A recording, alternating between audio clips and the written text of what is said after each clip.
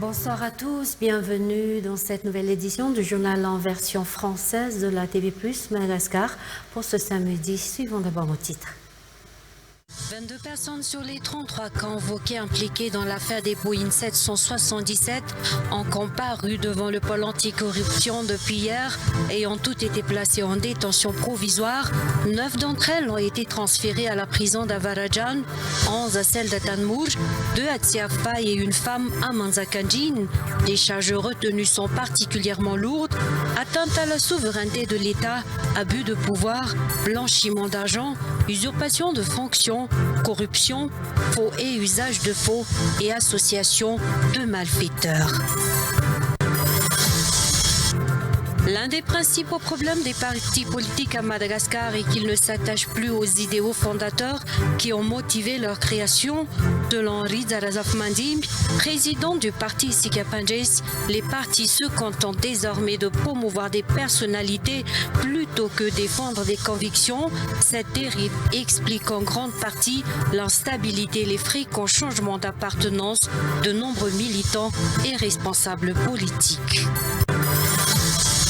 Le nettoyage complet du canal C3 devrait s'achever en avril 2026 selon le programme de résilience urbaine d'Antananarivo qui œuvre pour protéger la capitale contre les inondations saisonnières. À ce jour, près de 60 000 mètres cubes de boue, soit la moitié des 120 000 mètres cubes prévus, ont déjà été extraits et traités conformément aux normes. Au Moyen-Orient, l'ONU a déclaré vendredi une famine à Gaza. D'après ses experts, 500 000 personnes se trouvent dans un état catastrophique. Le Premier ministre israélien Benjamin Netanyahu a contesté cette annonce, la considérant de mensonge et hantée. Et tout de suite, les détails de nos informations, comme annoncé dans les titres. 22 personnes sur les 33 convoquées impliquées dans l'affaire des Boeing 777 ont comparu devant le pôle anticorruption depuis hier et ont toutes été placées en détention provisoire. 9 d'entre elles ont été transférées à la prison d'Avarajan, 11 à celle d'Atanmouj, 2 à Tsiafa et une femme à Manzakandjin. Les charges retenues sont particulièrement lourdes: atteinte à la souveraineté de l'État, abus de pouvoir, blanchiment d'argent, usurpation de fonctions, corruption, faux et usage de faux et association de malfaiteurs. L'enquête sur ces 22 suspects s'est achevée aujourd'hui à la mi-journée devant le parquet du PAC après avoir débuté hier. Nzaka Ndiamayesh, Marcelin Andjambouvonz nous rapporte les détails. Parmi les 33 personnes mises en cause, 22 ont comparu devant le PAC. Elles ont toutes été placées en détention préventive, tandis que 9 autres restent activement recherchés. Les inculpés incluent des employés et responsables de l'aviation civile, des ressortissants indiens liés à la société Udan Aviation, ainsi que des entreprises et employés locaux. Certains des accusés ont déjà reconnu leur culpabilité, détaillant leurs actes et citant les complices impliqués. Toutefois, ils ont affirmé qu'aucun responsable gouvernemental ne serait impliqué dans ce dossier. Les chefs d'inculpation retenus contre les prévenus sont graves: atteinte à la souveraineté nationale, abus de pouvoir, blanchiment d'argent, usurpation de fonctions, corruption, faux et usage de faux, ainsi qu'appartenance à une association de malfaiteurs. Telles sont les principales charges retenues à leur encontre. L'enquête sur ces 22 suspects est achevée aujourd'hui à la mi-journée devant le parquet du PAC après avoir débuté hier soir. 9 des suspects ont été transférés à la prison d'Avarajan, 11 à celle d'Antanmouj, 2 à Tsiafa et une femme à Manzakandjin. À noter que lors de l'enquête préliminaire, le FBI est intervenu, mais n'est pas impliqué dans la procédure judiciaire en cours au PAC. Le procès s'est terminé vers 11h30 aujourd'hui au PAC des 67 hectares, confirmant la détention provisoire des 22 prévenus. L'un des Principaux problèmes des partis politiques à Madagascar est qu'ils ne s'attachent plus aux idéaux fondateurs qui ont motivé leur création. Selon Riza Razafmandi, président du parti Sikya Panjais, les partis se contentent désormais de promouvoir des personnalités plutôt que de défendre des convictions. Cette dérive explique en grande partie l'instabilité et les fréquents changements d'appartenance de nombreux militants et responsables politiques. Face à cette situation, il est nécessaire de renforcer l'éducation politique et de raviver le respect des valeurs et principes qui fondent chaque parti, car ceux qui ont un rôle essentiel à jouer dans le développement du pays lorsqu'ils agissent en cohérence avec leurs idéaux. Reportage. D'après les dernières statistiques du ministère de l'Intérieur en 2023, 195 partis politiques étaient officiellement enregistrés à Madagascar. Toutefois, beaucoup d'entre eux restent inexistants sur la scène publique, même en période électorale. Seules quelques grandes formations se distinguent par leur présence et leur implication dans différents domaines. Pour le président de Sikya Panjais, cette absence de repères idéologiques transforme les partis en simples instruments de mise en avant d'individus. En effet, les partis politiques à Madagascar ne s'attachent plus aux idéaux fondateurs qui ont motivé leur création. Selon Riza Razafmandi, présidente du parti Sikya Panjais, les partis se contentent désormais de promouvoir des personnalités plutôt que de défendre des convictions. Cette dérive explique en grande partie l'instabilité et les fréquents changements d'appartenance de nombreux militants et responsables politiques. Conséquence, les membres se déplacent d'un parti à un autre selon la force ou l'influence du moment, faute d'attachement réel à des convictions. Le parti estime qu'il est crucial de cultiver en son sein, comme dans les autres, la fidélité aux principes fondateurs, afin d'éviter la dispersion et l'instabilité politique. Encore jeune sur la scène nationale, le parti annonce ne pas vouloir participer immédiatement aux différentes échéances électorales. Sa priorité est de consolider ses bases, de diffuser largement ses idées et d'implanter une culture de respect des valeurs politiques, condition nécessaire pour un avenir politique stable et constructif. Page sociale pour continuer. Le nettoyage complet du canal C3 devrait s'achever en avril 2026 selon le programme de résilience urbaine d'Antananarivo qui œuvre pour protéger la capitale contre les inondations saisonnières.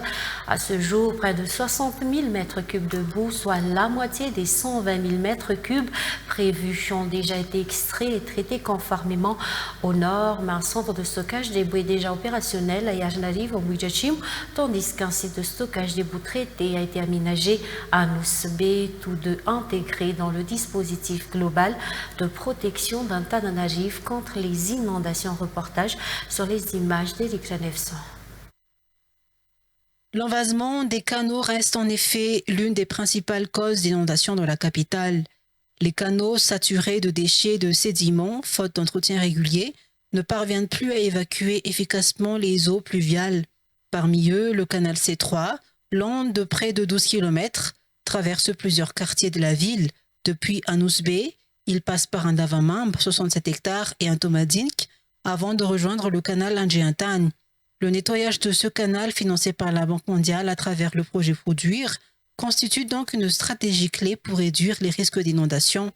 À ce jour, près de 60 000 m3 de boue, soit la moitié des 120 000 m3 prévus, ont déjà été extraits et traités conformément aux normes.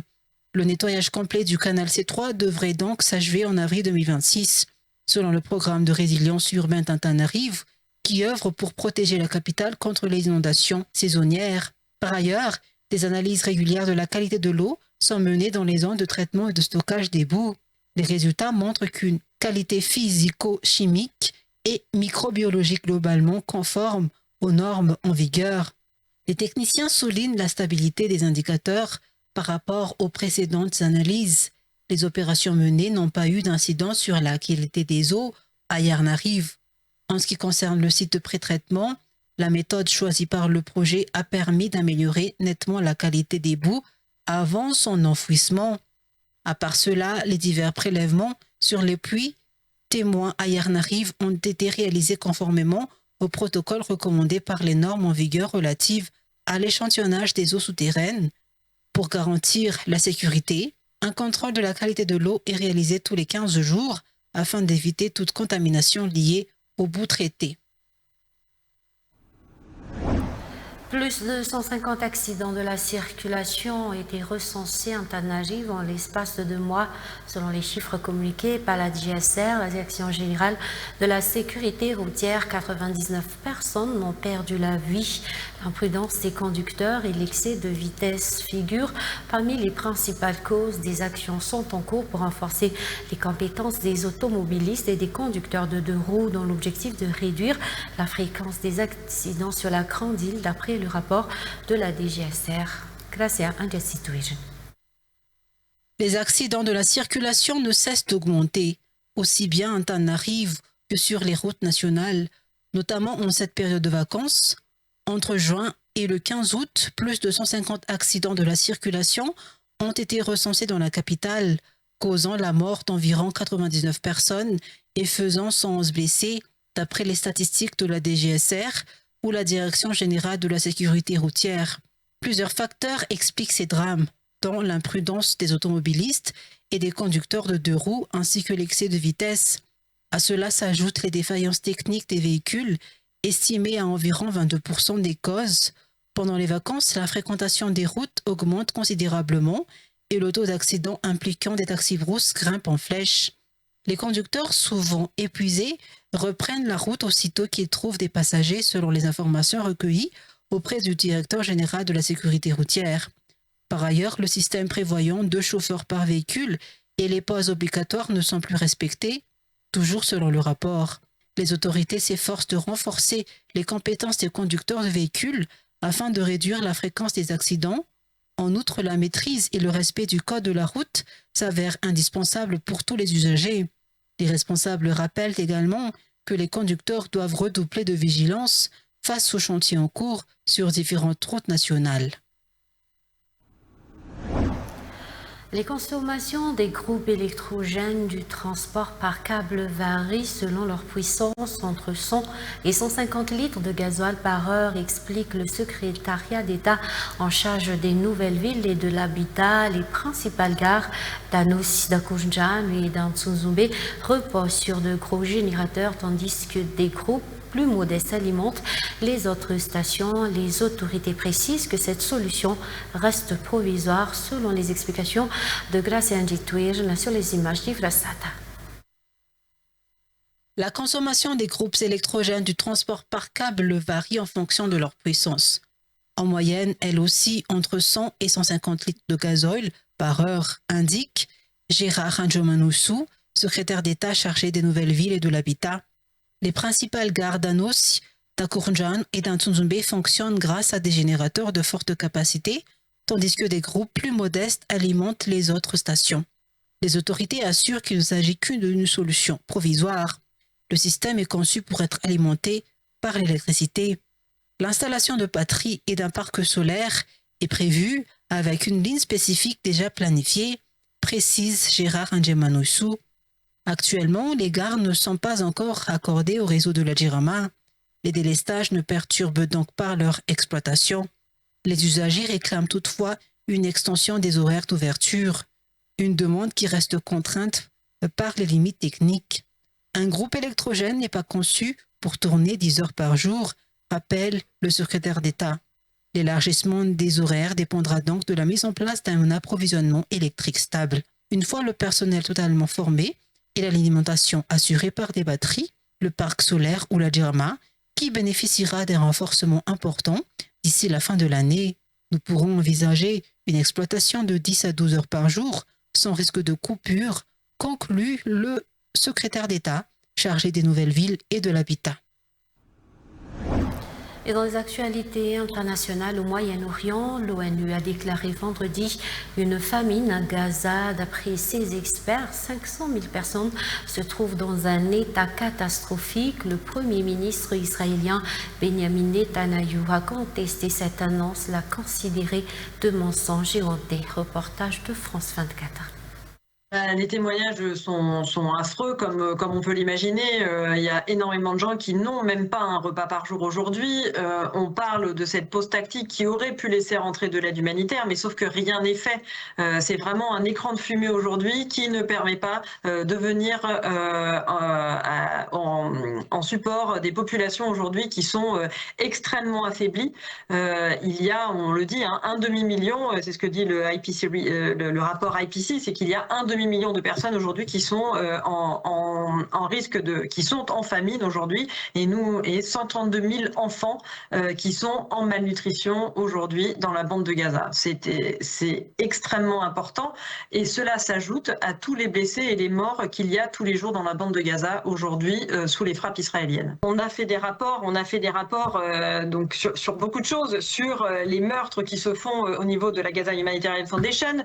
Il y a eu des rapports qui ont été faits, y compris par l'agence américaine de développement, USAID, qui dénonce le fait qu'il n'y a jamais eu de preuves, et qu'eux n'ont pas de preuves du détournement de l'aide, qui est la raison aujourd'hui d'avoir arrêté les camions et d'avoir empêché et d'avoir imposé un blocus sur les Palestiniens. Donc aujourd'hui, ce qu'on a vu, c'est qu'il y a eu beaucoup de mensonges de la part des autorités israéliennes, et que c'est vraiment une volonté de dénigrer le travail des humanitaires depuis le début de cette guerre. Et on le voit, et on le sait, et il y a encore eu des discussions dernièrement et des appels à laisser rentrer les journalistes internationaux. Au final, cette édition, merci à vous de l'avoir suivi jusqu'à son terme. Je vous dis au revoir alors.